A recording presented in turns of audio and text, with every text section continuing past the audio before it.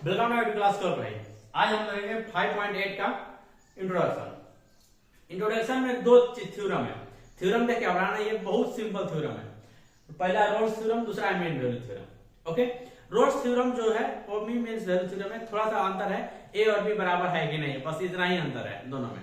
Okay, तो सबसे पहले हम लोग एक एक करके समझेंगे रोल्स थ्योरम किसे कहते हैं। तो रोल्स थ्योरम में क्या होता है कि सबसे पहले आपको फंक्शन देखना होगा। तो फंक्शन मान लीजिए आपका दिया रहेगा, जो भी दिया रहेगा, जैसे मान लेते हैं एफ एक्स आपका फंक्शन दे दिया, जो भी है इसमें पोलिनोमियल फंक्शन ज्यादा आता है, ये बात ध्यान रखिएगा। पोलिनोमियल मतलब x y x square y x.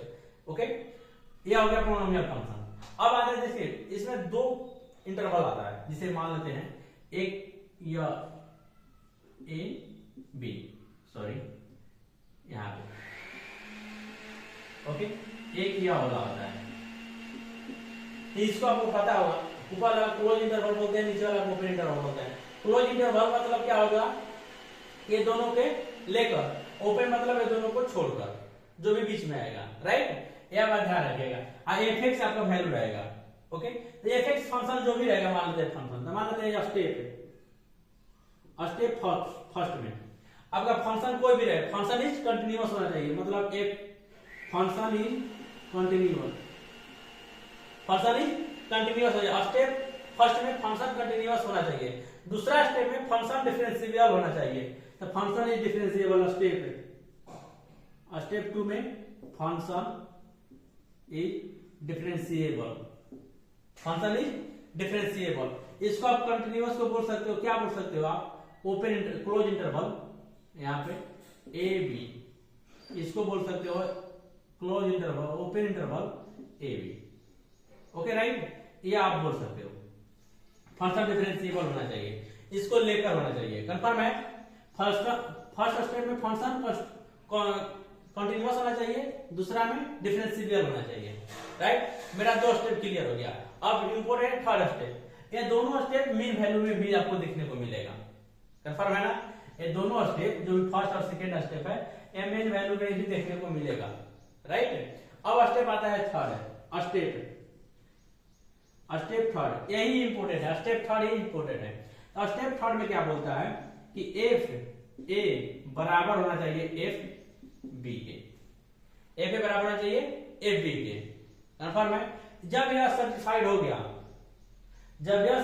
गया, तो आपका क्या रोल्स थ्योरम अप्लाई होगा, कंफर्म है। यह सर्टिफाइड होना चाहिए, सर्टिफाइड क्या बोल सकते हैं, Rolle's theorem belongs all rule, confirm है। जब सर्टिफाइड हो गया आपका ए डिफरेंस एफ ए बराबर एफ बी, तो क्या करेंगे, तो आप कर सकते हो क्या, सी बिलोंग या एक्स बिलोंग्स टू, एक्स ले सकते हो या सी ले सकते हो, कुछ भी ले सकते हो।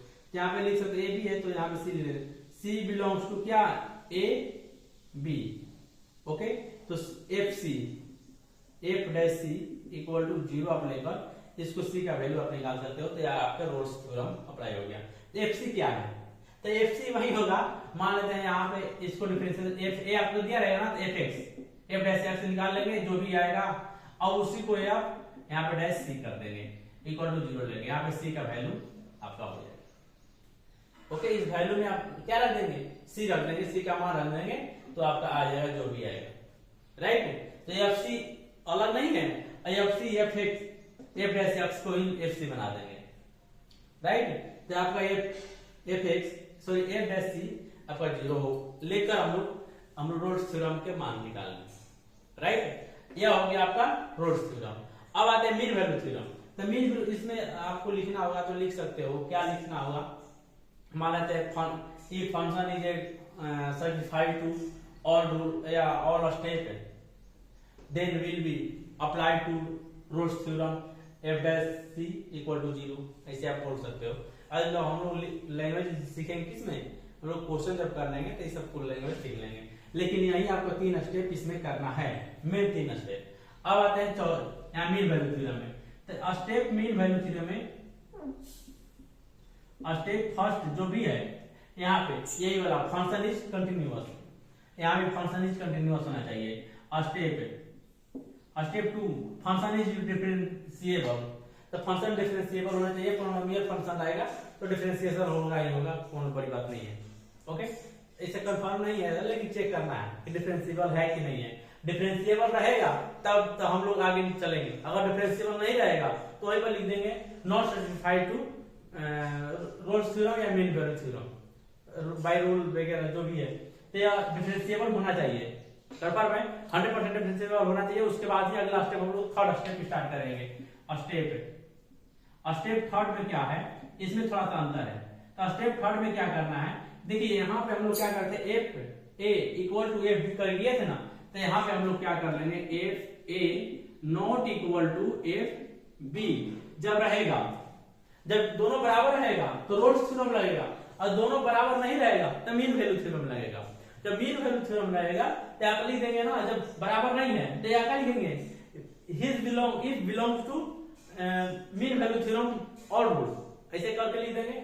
देन तब सी का मान क्या होगा, तो सी बिलोंग्स टू, यहाँ पे लिख देंगे सी बिलोंग्स टू क्या, सी इसमें है ना, हाँ C belongs to A B.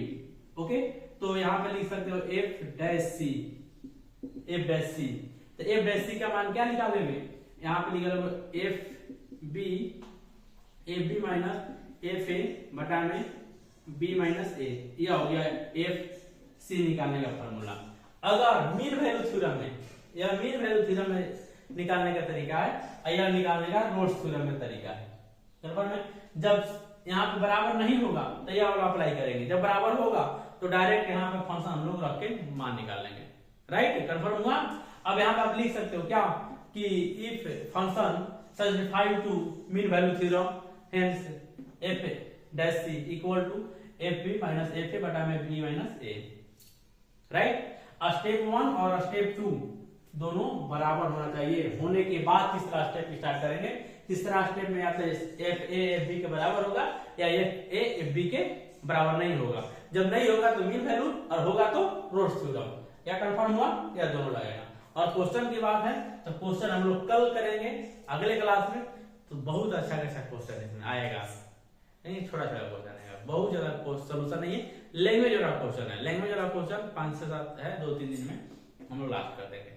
Confirm है। इसके बाद चलेंगे इंटीग्रेशन में, मेन चैप्टर इंटीग्रेशन, या इससे पहले भी एक चैप्टर है 6 पॉइंट, तो उसको भी पढ़ लेंगे, लेकिन अभी इंटीग्रेशन जरूरी है तो इंटीग्रेशन रहेंगे। या कंफर्म हुआ। राइट, रोल्स थ्योरम किसे कहते हैं, जब एफ ए एफ बी बराबर होगा तो, और रोल मीन वैल्यू थ्योरम किसे कहते हैं, तो एफ ए एफ बी के बराबर नहीं होगा तो। Right, okay, thank you for watching.